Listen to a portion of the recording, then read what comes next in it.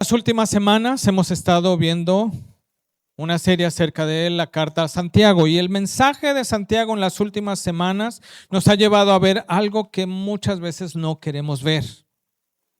Estoy hablando del orgullo que hay en nuestro corazón. No lo queremos ver porque no es agradable ver a una persona orgullosa, pero sobre todo estamos viendo que hay orgullo en nuestro propio corazón.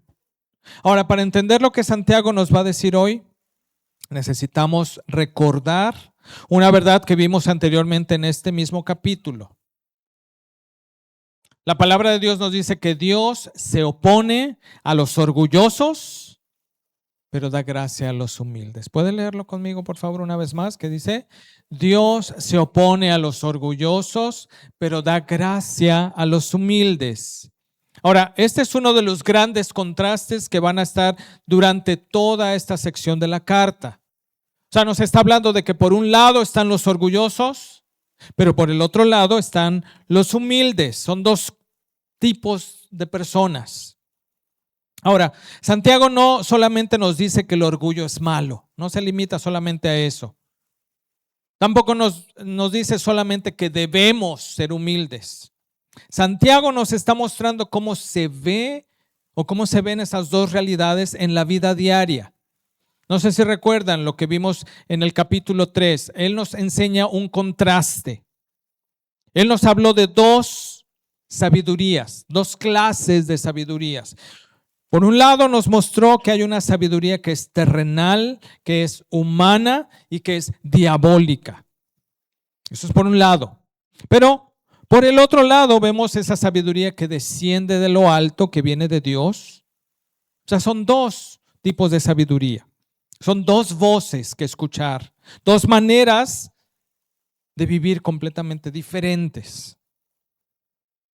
Y entonces Santiago nos ha estado mostrando cómo esas dos maneras de vivir se manifiestan en diferentes situaciones de la vida. La semana pasada, si usted lo recuerda, hacia el final del sermón, vimos una de ellas. Santiago nos mostró cómo el orgullo puede manifestarse en la manera en que vemos y tratamos a nuestros hermanos. Cuando yo hablo contra mi hermano, cuando me coloco por encima de él para juzgarlo, cuando comienzo a actuar como si yo pudiera ocupar un lugar que solamente le corresponde a Dios. Y terminamos diciendo en este sermón que la gracia debe comenzar a transformar la manera en que veo y trato a mis hermanos. Porque eso es lo que hace la gracia, transforma. Porque la gracia que nos humilla delante de Dios también nos hace caminar en humildad delante de nuestros hermanos. Sin embargo, Santiago no ha terminado de mostrarnos nuestro corazón. Hoy nos va a llevar a otra área de nuestra vida. Un área que es tan cotidiana que fácilmente podemos pasarla por alto. Hay formas de orgullo que son fáciles de reconocer, pero hay otras que pueden esconderse detrás de cosas que parecen completamente normales. Por eso hoy necesitamos que la palabra de Dios examine nuestro corazón, para que esas cosas que están en nuestro corazón no se queden ahí escondidas, no se queden ahí ocultas, sino que salgan a la luz. Para nosotros es muy fácil reconocer el orgullo cuando lo vemos en alguien más, ¿no es cierto? Pero es mucho más fácil es más difícil reconocerlo cuando ese orgullo se manifiesta en nuestras vidas. Mi oración es que el día de hoy, al escuchar este pasaje, no estemos pensando en alguien más, no estemos pensando en otra persona, sino que permitamos que el mensaje que Santiago nos quiere dar el día de hoy nos haga mirar nuestro propio corazón y que recordemos precisamente esta verdad que acabamos de decir, que Dios se opone al orgulloso o a los orgullosos, pero da gracia a los humildes. Voy a leer Santiago 4, los versículos 13 al 17. Si se fijan, ya hemos ido avanzando bastante, ya estamos terminando el capítulo 4 el día de hoy. Ahora, ¿cuántos capítulos nos faltan? ¿Se acuerdan cuántos capítulos tiene Santiago? 5. O sea, nos falta un capítulo completo para poder terminar la carta. Leo Santiago 4, 13 al 17. Le invito a que lo lea con atención, recordando que esta es la palabra de Dios. Dice así.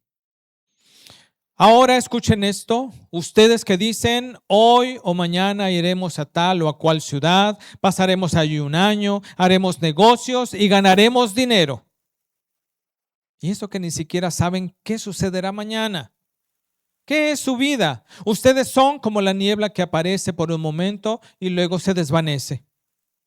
Más bien, debieran decir, si el Señor quiere, viviremos y haremos esto o aquello. Pero ahora se jactan en sus fanfarronerías. Toda esa jactancia es mala. Así que comete pecado todo el que sabe hacer el bien y no lo hace. Oremos. Padre, una vez más, gracias. Gracias por tu palabra. Te pedimos que en esta hora, Señor, a través de ella, al estar, Señor, examinando lo que dice tu palabra, al estar reflexionando en lo que dice tu palabra, Señor, que a través de eso tú examines nuestro corazón. Muéstranos, Señor, aquello que nosotros mismos no podemos ver o que no queremos ver. Y líbranos, Señor, de escuchar pensando en otros, en otras personas. Danos, Señor, la humildad para recibir lo que tú quieres mostrarnos a nosotros el día de hoy. Padre, que tu Espíritu Santo use tu palabra para convencernos de pecado, para corregirnos, pero sobre todo, Señor, para transformarnos por tu gracia. Te lo pedimos, Señor, en el nombre de Jesús. Amén. Ya leímos el versículo 13, pero quiero volver a él porque quiero ir parte por parte. Versículo 13 dice así. Ahora escuchen esto ustedes que dicen, hoy o mañana iremos a tal o a cual ciudad, pasaremos allí un año, haremos negocios y ganaremos dinero. Ahora, a primera vista, no pareciera que estas personas están haciendo algo malo, ¿no es cierto? Están haciendo planes. Y debemos dejar claro desde un principio lo siguiente. Santiago no está hablando mal o no está condenando la planificación. La Escritura, de hecho, nos enseña a vivir de una manera planificada, no de una manera improvisada o de una manera irresponsable. La Escritura nos enseña a planificar. Fíjese lo que dice Proverbios 6.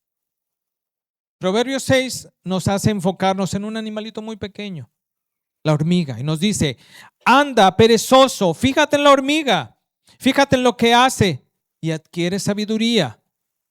Con todo, en el verano almacena provisiones y durante la cosecha recoge alimentos. Esa es la hormiga. Y nos lo muestra como un insecto muy sabio. ¿Por qué? Porque trabaja hoy pensando en lo que va a necesitar después. Y nos dice que nos fijemos en la hormiga. Porque la hormiga se prepara, la hormiga es diligente y la sabiduría bíblica reconoce que es bueno pensar, trabajar y prepararnos para el futuro. Así que no nos vayamos a confundir con este pasaje de Santiago. Es bueno hacer un presupuesto. Es bueno prepararnos para las responsabilidades que Dios nos ha dado. Es bueno pensar en nuestra familia, nuestro trabajo, las necesidades que podrían presentarse en el futuro. Hermanos, planificar responsablemente es parte de vivir con sabiduría. Entonces, ¿cuál es el problema de este versículo, del versículo 13 que acabamos de leer? Fíjense bien cómo están hablando estas personas. Ellos dicen, hoy o mañana iremos. Pasaremos allí un año. Haremos negocios. Ganaremos dinero. O sea, están pensando en todo, han decidido cuándo van a ir, a dónde van a ir, cuánto tiempo van a permanecer allí, qué van a hacer allí, y hasta han decidido ya el resultado de lo que van a hacer, es decir, van a ganar dinero. Hay una seguridad impresionante en la manera en que estas personas están hablando. Fíjense que estas personas no dicen, estamos pensando ir. Esperamos poder permanecer allá un año. Quizás podamos hacer buenos negocios. No, ellos dicen con toda seguridad, iremos, pasaremos, haremos, ganaremos. Y yo creo que aquí comenzamos a ver cuál es el problema. El problema no es hacer los planes para el futuro. Ese no es el problema. Ya lo vimos. La misma palabra nos dice que eso está bien. El problema es hacer esos planes como si el futuro nos perteneciera. Estas personas han organizado su vida alrededor de lo que ellos van a hacer. Sin embargo, no sé si lo puede ver, hay alguien completamente ausente en esos planes: Dios. No significa necesariamente que esas personas hayan dejado de creer en Dios, no lo sabemos. El problema es que están hablando, el problema es que están planeando como si Dios fuera lo más irrelevante para su futuro. Están organizando su vida como si todo dependiera de ellos. Y lo que nos está mostrando Santiago es que esa es una forma muy, muy peligrosa de orgullo en el corazón. Porque el orgullo no solamente dice yo soy mejor que los demás. A veces el orgullo lo que dice es yo puedo manejar mi vida. Yo sé lo que voy a hacer. Yo sé hacia dónde voy. Yo sé cuál va a ser el resultado de las cosas. Y sin darnos cuenta, comenzamos a atribuirnos algo que solamente le pertenece a Dios. Podemos hacer planes, podemos estudiar, podemos prepararnos, podemos trabajar diligentemente, podemos tomar decisiones sabias, pero hay algo que ninguno de nosotros puede hacer: controlar el futuro. Ninguno de nosotros puede controlar el futuro. El problema aparece cuando nuestros planes dejan de ser planes y en nuestro corazón comienzan a convertirse en certezas. Cuando dejamos de reconocer que entre lo que yo planeo hoy y lo que sucederá mañana, hay muchas cosas que están fuera de mi control. Yo no controlo esas cosas que van a poder suceder mañana.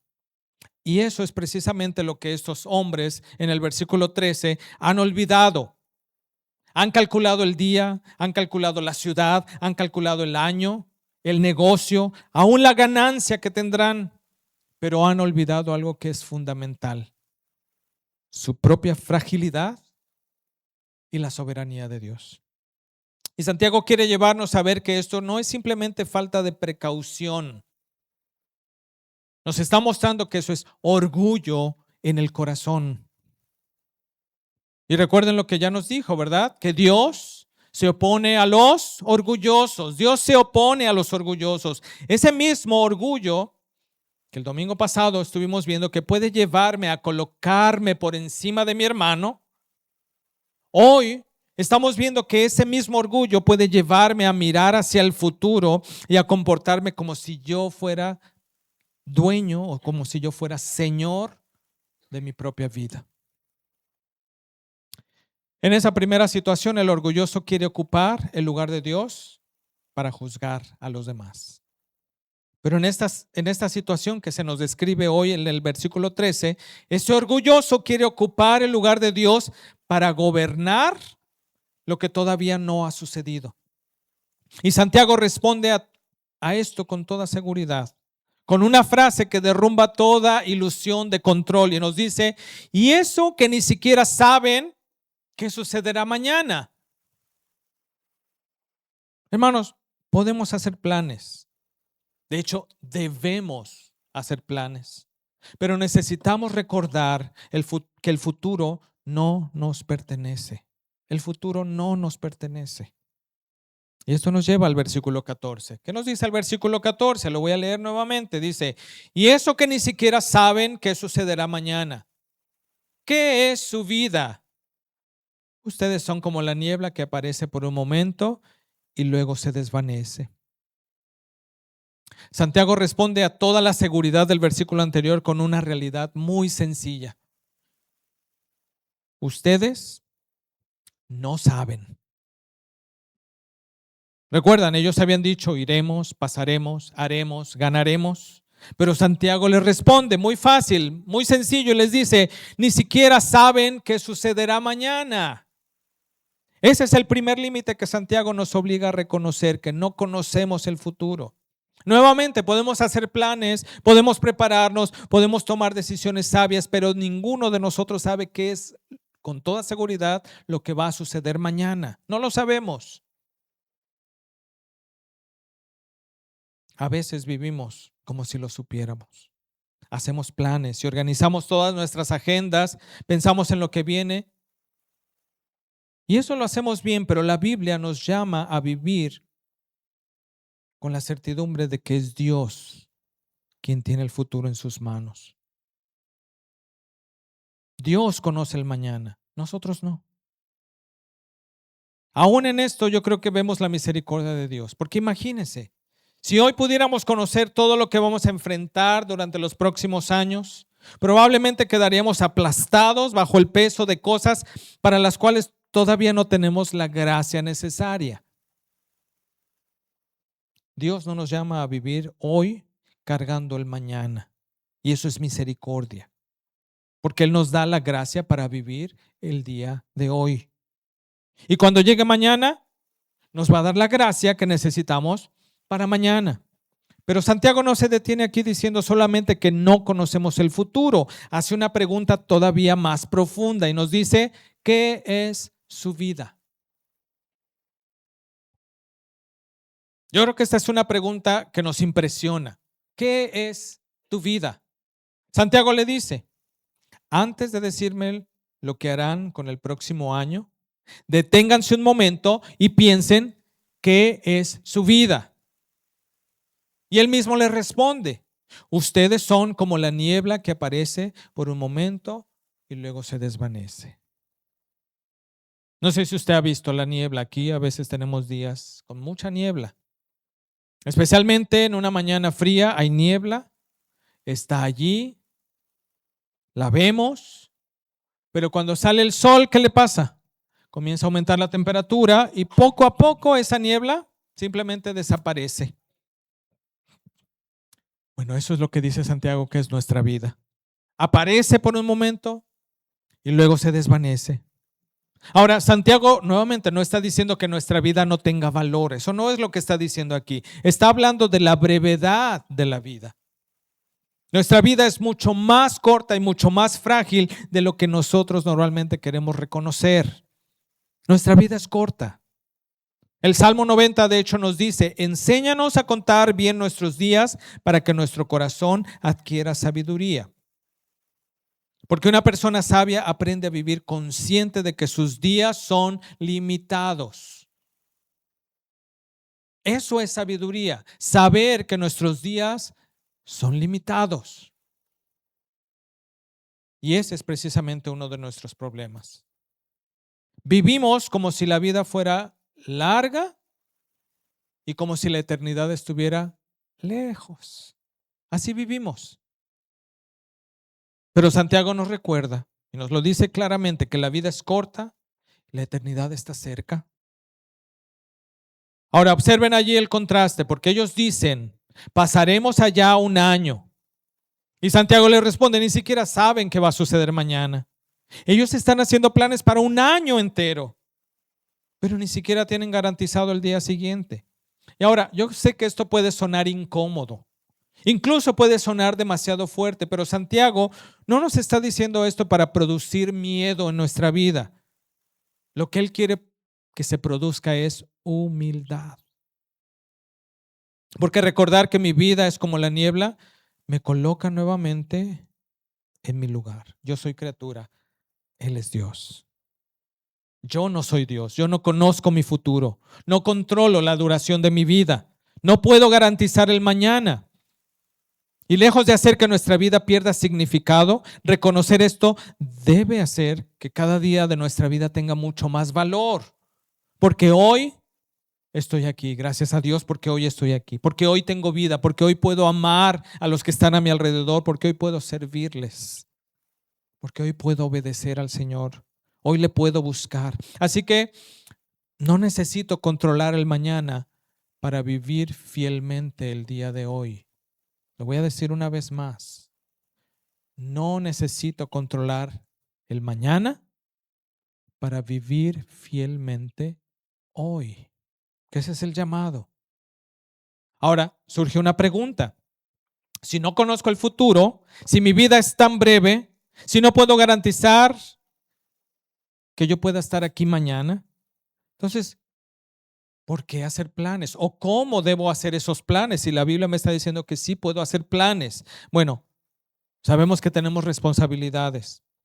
Tenemos que tomar decisiones. Tenemos que pensar en el futuro. La pregunta es, ¿cómo planea entonces una persona que reconoce que no puede controlar el mañana? ¿Cuál debe ser la actitud en su corazón? Fíjese lo que dice el versículo 15. Más bien, debieran decir, si el Señor quiere, viviremos y haremos esto o aquello. Después de mostrarnos el problema del orgullo, Santiago ahora nos muestra cuál debería de ser la actitud correcta. Es decir, el orgulloso dice, hoy o mañana iremos, pasaremos un año allá, haremos negocios, ganaremos dinero. Pero el humilde, ¿qué dice? Si Dios quiere. Ahora aquí quiero hacer un alto porque esta expresión es muy conocida entre nuestra cultura cristiana. Todos decimos, si Dios quiere, o Dios mediante. Muchos de nosotros crecimos escuchando o diciendo estas expresiones. Las usamos cuando hablamos de nuestros planes. Nos vemos mañana, si Dios quiere. No sé si así habla usted. Así hablamos, ¿verdad? Vamos a viajar el próximo verano, Dios mediante. Agregamos esa otra parte. Ahora, debemos decir algo importante aquí. No está mal utilizar esas expresiones, porque expresan precisamente una verdad que es muy profunda, una verdad bíblica. El problema es que podemos repetir una frase que es correcta y que es verdad sin vivir realmente la realidad que esa frase comunica. A veces no vivimos lo que decimos. Podemos decir con nuestros labios, si Dios quiere, pero en la práctica nuestro corazón sigue diciendo, como yo quiero. Porque Santiago no nos está enseñando simplemente una fórmula que debemos agregar al final de nuestras frases o al final de nuestros planes. No está diciendo, antes de hacer tus planes, asegúrate de incluir esas palabras. Eso no es lo que está diciendo Santiago. Santiago nos está hablando de una actitud del corazón. Le está hablando de una manera diferente de ver nuestra vida. Porque la persona humilde reconoce, mi vida pertenece al Señor. Mis planes están bajo la voluntad del Señor. Mi futuro está en las manos del Señor. Por eso Santiago dice, si el Señor quiere, viviremos y haremos esto o aquello. Y hay algo muy importante en el orden de estas palabras. No dice, primero, si el Señor quiere, haremos esto o aquello. Dice, si el Señor quiere, viviremos. Es decir, antes de nuestros planes, antes de nuestro trabajo, antes de nuestras metas, hay algo mucho más básico, que nuestra vida misma depende de Dios. Hasta nuestro siguiente aliento es un regalo de la gracia de Dios. Eso significa que la humildad bíblica no consiste simplemente en reconocer que Dios puede cambiar mis planes, sino que es reconocer que mi vida completa depende de Él. Y esto también nos ayuda a entender algo que es importante.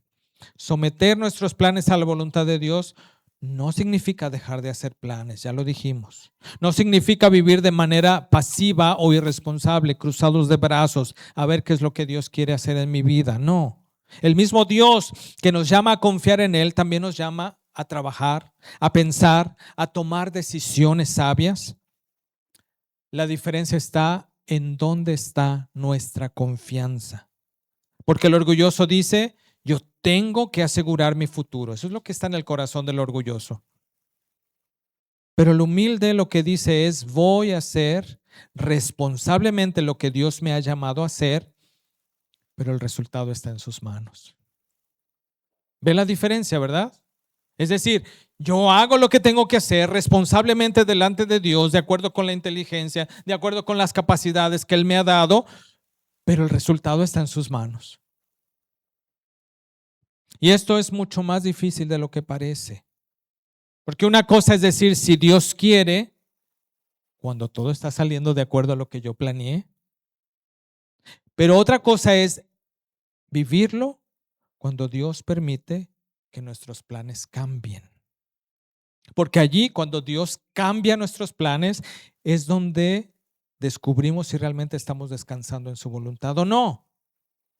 Porque la humildad no significa que dejemos de tener deseos, no significa que no nos importe lo que suceda, no significa que no podamos orar pidiendo que Dios intervenga.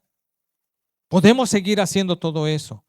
Jesús mismo lo hizo en el huerto de Getsemaní, no sé si lo recuerda. Jesús no enfrentó la cruz con indiferencia. Lo vemos, como se describe en los evangelios, sintiendo angustia por lo que le iba a suceder, por lo que iba a experimentar, y oró. Él se presentó delante del Padre con el deseo de que esa copa pasara de él. Pero ¿qué dijo al final? Que no se haga mi voluntad, sino la tuya. Y ahí es donde vemos la verdadera humildad. No se trata de que no tengamos sentimientos o de que estemos resignados fríamente. Se trata de un corazón que reconoce lo siguiente: que el Padre sabe más que yo, que el Padre ama más que yo y que el Padre tiene un propósito mucho más grande que el mío.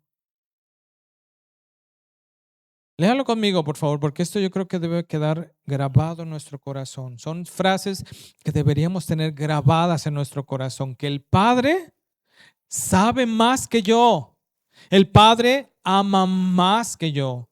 El Padre tiene un propósito más grande que el mío. Y por eso precisamente es que podemos confiar en Él. Porque la voluntad de Dios no está en las manos de un Dios distante o un Dios indiferente. La Biblia nos muestra que nuestro Padre es quien entregó a su propio Hijo por nosotros. Yo creo que la cruz es la prueba más grande de que de verdad podemos confiarle nuestra vida a Dios. Si se le olvida que usted le puede confiar al Señor su vida, mire la cruz. Porque el que no escatimó ni la vida de su propio Hijo, lo dio todo por usted. Porque cuando Dios permitió que el plan de Cristo pasara por la cruz, no estaba Él destruyendo la vida de su Hijo simplemente. Dios estaba cumpliendo su propósito más grande en la cruz. Y yo creo que eso debe ayudarnos a ver nuestros planes de una manera diferente. Cuando Dios cambia mis planes, no necesariamente está arruinando mi vida.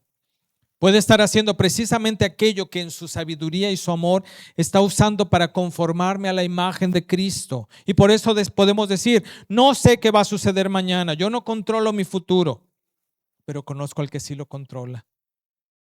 Y en la cruz Él me ha mostrado que yo puedo confiar en Él.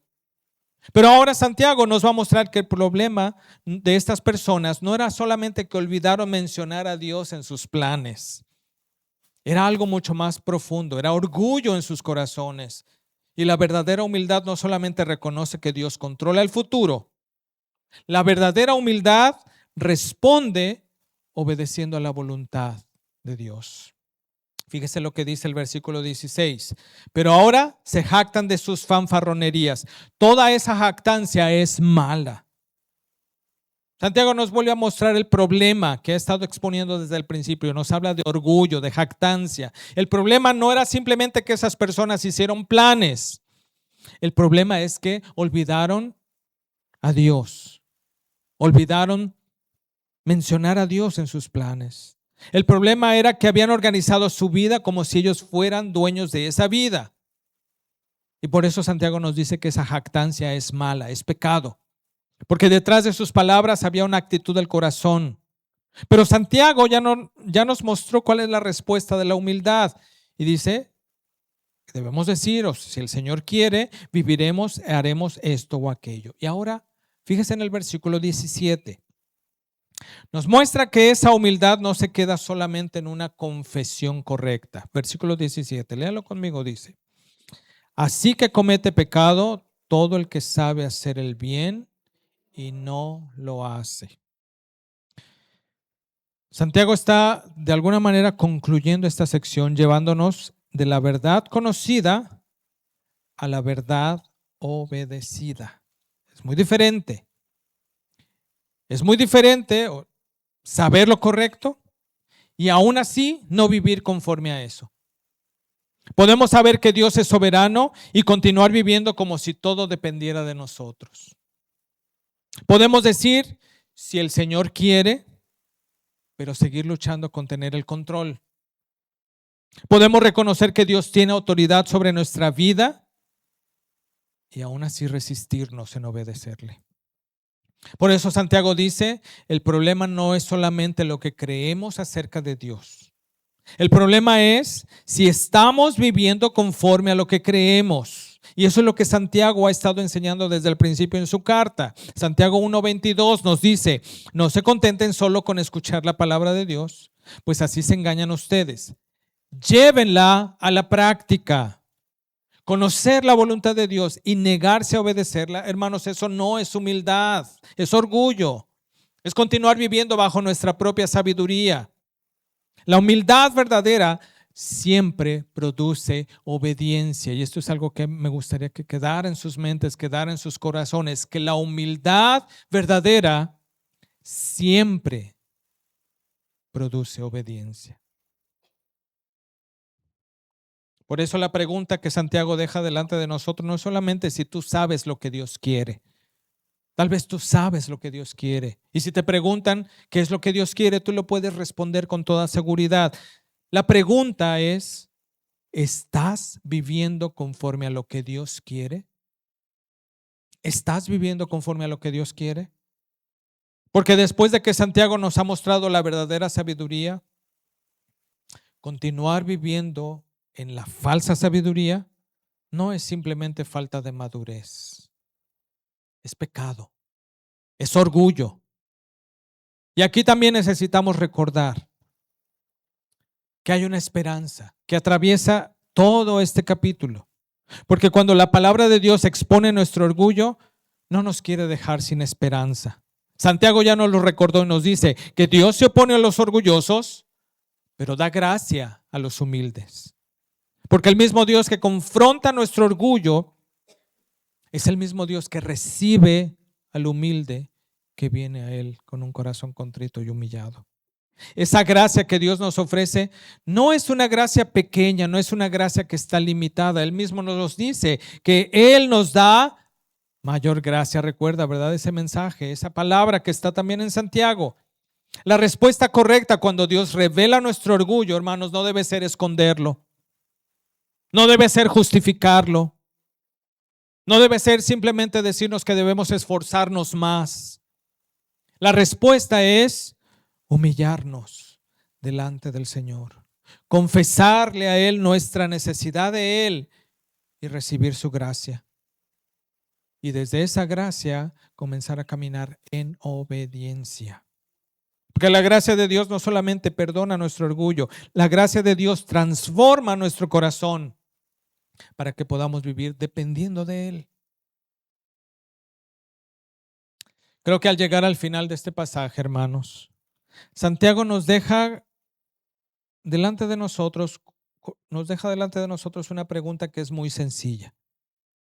La pregunta es esta: ¿realmente estamos viviendo como personas que reconocen que nuestra vida está en las manos de Dios? Pregúntese a usted mismo, ¿realmente estoy viviendo como una persona que reconoce que mi vida está en las manos de Dios? Y aquí la clave es que se responda con honestidad. ¿Está usted viviendo reconociendo que su vida está en las manos de Dios? Porque nuevamente es muy fácil decir si Dios quiere o Dios mediante. Es muy fácil. Pero la verdadera pregunta no es solamente qué palabras estamos usando. La pregunta es qué revelan nuestras reacciones acerca de nuestro corazón. ¿Qué pasa cuando estamos en una circunstancia en la que sucede algo que no esperábamos? Bueno, muchas veces Dios usa circunstancias que no esperábamos para mostrarnos lo que todavía necesita ser transformado en nosotros. Porque el imprevisto no produce orgullo.